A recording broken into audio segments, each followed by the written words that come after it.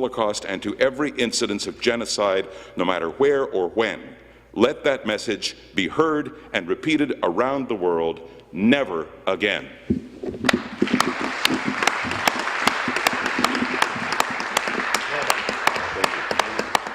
From Parkdale-High Park. Thank you, Mr. Speaker. And I rise not as a Jew, but as a Christian, as a United Church minister by trade. And I want to say welcome to the survivors and their friends and family who are here today. And I think it's fitting that I say something as a Christian. And really, it could be summed up by saying mea culpa. I am sorry. We are sorry. Because it's not enough, it seems to me, to remember on this sad but necessary day the 6 million or more that suffered and died, and in a particularly brutal and cold way. But we must look at ourselves and anti-Semitism today and how anti-Semitism itself is making a comeback. First and foremost, I want to say sorry for the anti-Semitism that has been part of Christian theology.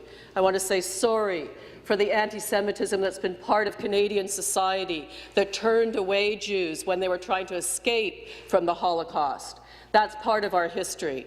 I want to say sorry on behalf of Torontonians for those signs that my father told me of when I grew up that used to pepper the boardwalk that said no dogs or Jews allowed. I want to say sorry for all of those institutions that would not let Jews into the front door, that were not that long ago, for the race riots that happened at Christie Pitts, and on and on and on. I want to say sorry because a member of my congregation who's a nurse and who worked at a Jewish retirement home told me that her introduction to her charges there was a wonderful rabbi who said to her, you have to find out what is ailing them. They will never tell you because they are survivors of the Holocaust, and to tell you that they're in pain means a trip to the gas chamber.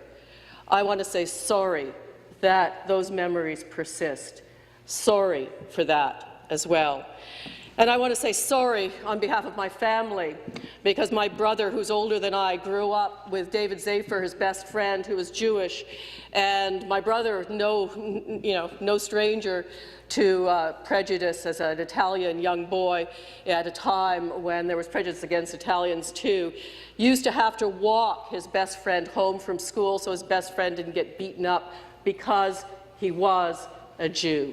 And I want to say sorry still for all of those who can't or won't say sorry. I want to say sorry for something that happened very recently, which was on University, a demonstration where I saw Nazi signs equated with the Star of David, with the flag of Israel. I want to say sorry that ever happened. Sorry that that was allowed to happen in our midst today, right now. I want to say sorry for the rampant anti-Semitism that is still part of campus life in this province and places, still part of the fabric of our society, and we need to do something about it in honour of the victims of the Holocaust. In our own church, what we did in part was to celebrate Passover, not a Christianized Passover, but we invited a rabbi or a Jew to come in and lead Passover with us and to teach us the various elements of a Seder dinner and what it meant. It was our small little step towards beginning to understand a history that we were so complicit with. So, again, on behalf of the New Democratic Party, I want to honour you. I want to thank you for coming here. I want to recognize that this is something ongoing, that it's not something in the past. It's something we deal with very much as presence, anti-Semitism, in this country and in our lives. And I want to swear to you, and I think on behalf of everyone here, that it is our duty and it is our will to stamp it out wherever we see it, to fight it wherever it raises its ugly head, so that we can put some real soul behind the words of my friend who said, "Never again." Thank you.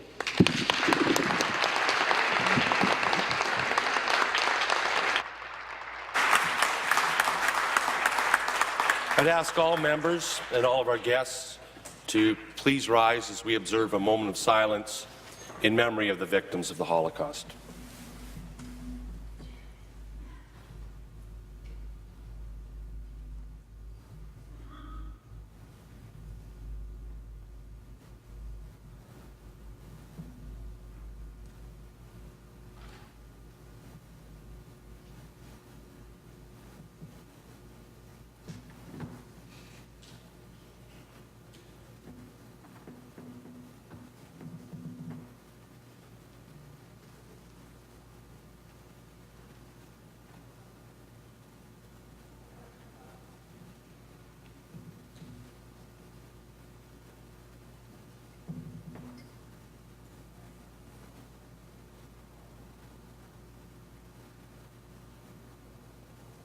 Thank you.